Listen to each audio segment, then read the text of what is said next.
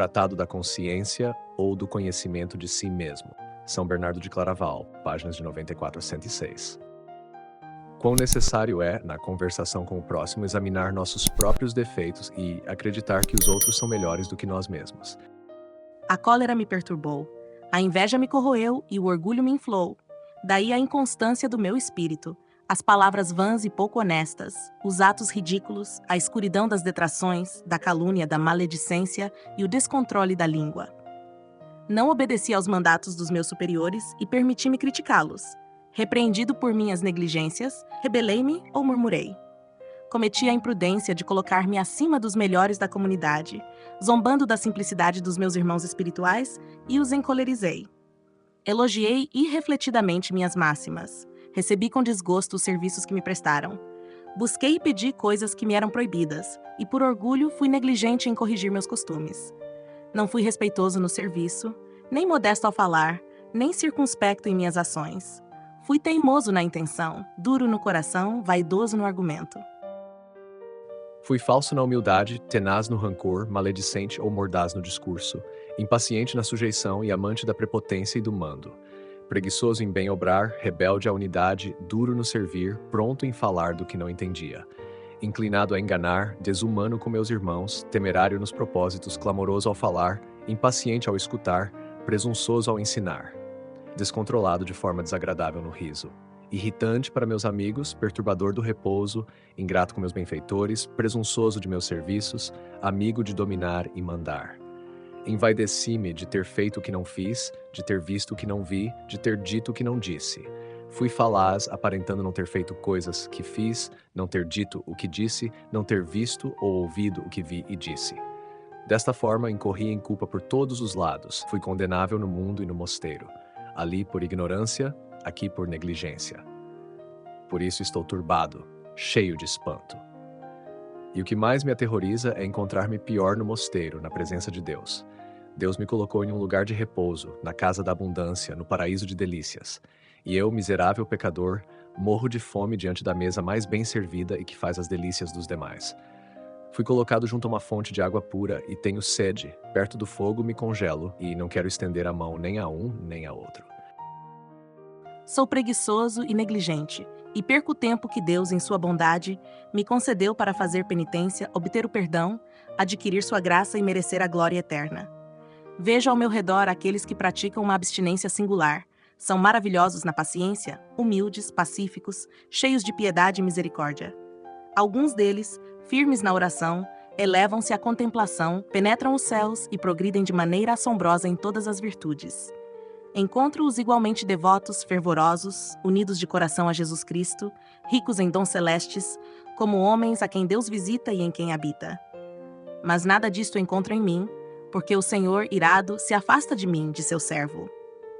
Eis porque durmo quando os outros velam, divago de um lado para o outro quando eles cantam no mosteiro. Busco o trato com os homens e me entretenho com fábulas e palavras vãs quando meus irmãos buscam o retiro. Fogem da conversação dos homens para morar e conversar com Deus. Erijo-me em julgador dos outros, enquanto eles se ocupam de julgar a si mesmos. Eles amam e observam a vida, a regra, a ordem, o estudo da comunidade. Eu amo apenas as frivolidades e as pequenas rebeliões. Tanto é assim que, desde que pude pecar, não fiz senão acumular pecado sobre pecado.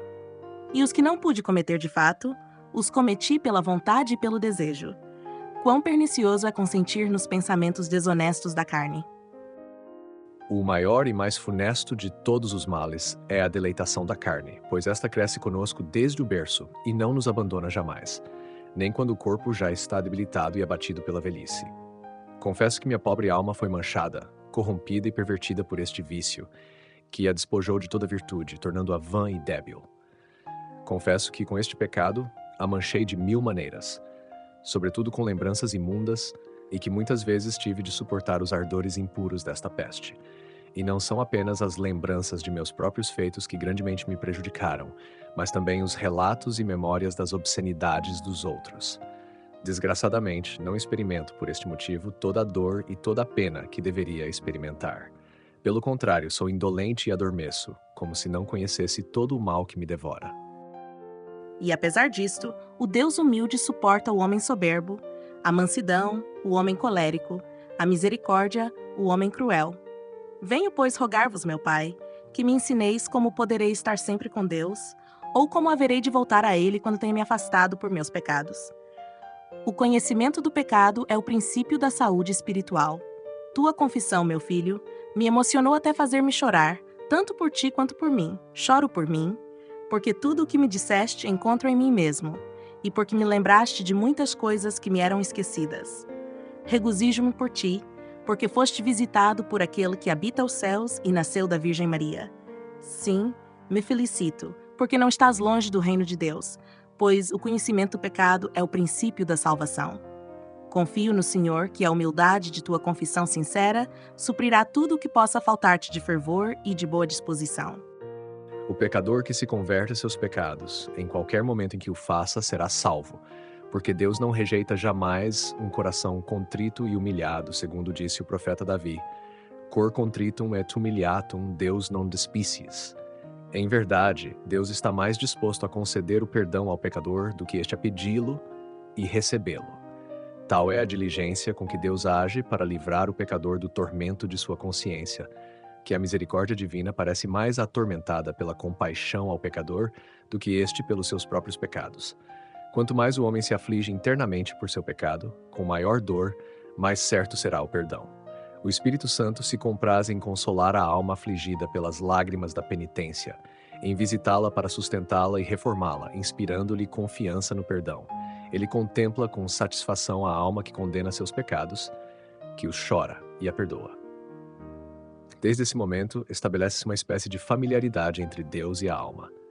Esta, ao sentir que Deus a visita e a fortifica, por vezes se enche de um gozo tão inefável que nenhuma língua seria capaz de expressá-lo. Mas quem é digno de tal favor?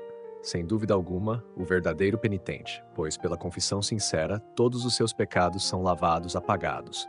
Sua consciência torna-se pura e bela.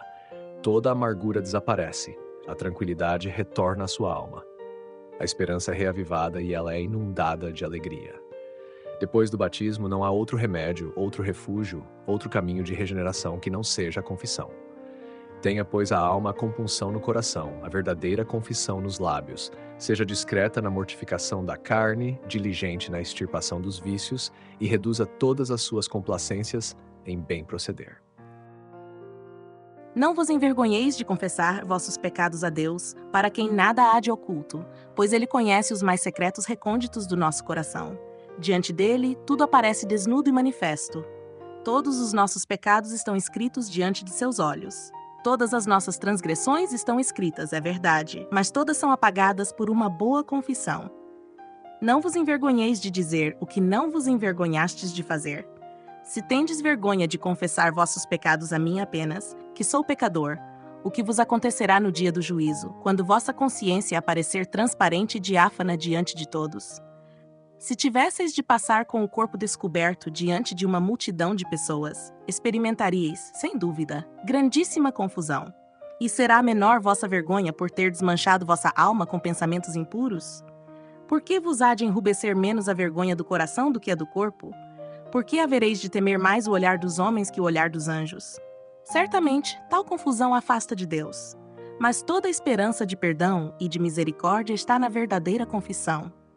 Digo, verdadeira confissão, porque a confissão simulada não é confissão, mas sim dupla confusão. Com efeito, a ocultação da miséria, isto é, a vergonha de confessá-la ou a vontade de encobri-la, de mantê-la oculta, afasta a misericórdia divina. Quando presumimos de nossa própria miséria, afastamo-nos de Deus. Ao contrário, a humilde e franca confissão de nossa miséria atrai a misericórdia. E não existe pecado, por grave que seja, que não possa ser perdoado pela confissão. Não somos dignos de obtê-la, mas manifestai, pois, sem tardar e francamente, os vícios de vosso coração e vossos maus pensamentos, porque o pecado confessado é imediatamente destruído. O vício descoberto diminui de grande para pequeno, mas o vício oculto de pequeno torna-se grande. A confissão imediata é remédio enérgico e eficaz. E é muito mais fácil evitar o vício do que corrigi-lo, porque, uma vez nele incorrido, não está mais em vossas mãos detê-lo e corrigi-lo quando desejardes. Queridos ouvintes, Chegamos ao fim deste audiolivro e quero expressar minha profunda gratidão a todos que permaneceram conosco até aqui. Sua dedicação em acompanhar essa obra é um verdadeiro sinal de busca pela sabedoria e pelo crescimento espiritual. Que o conteúdo ouvido possa nutrir sua alma e fortalecer sua fé. Aproveito para convidá-los a explorar as playlists do canal Caminho Católico, onde vocês encontrarão outros tesouros espirituais. São obras que podem acompanhar e iluminar sua jornada, como Castelo Interior de Santa Teresa de Jesus, Confissões de Santo Agostinho, Palavras Bíblicas com o Evangelho comentado por grandes eclesiásticos, Filoteia de São Francisco de Sales, Tratado da Verdadeira Devoção à Santíssima Virgem de São Luís Maria de Montfort, A Imitação de Cristo de Tomás de Kempis e As Três Idades da Vida Interior do Padre Garrigou Lagrange. Cada uma dessas obras oferece um caminho profundo de reflexão e conversão, e espero que possam encontrar nelas a mesma riqueza espiritual que proporcionaram a tantas gerações. Nosso canal está sempre aberto para quem deseja aprender e crescer na fé. Continue nos acompanhando e compartilhando essa jornada espiritual. Mais uma vez, obrigado por sua presença e que Deus abençoe a todos.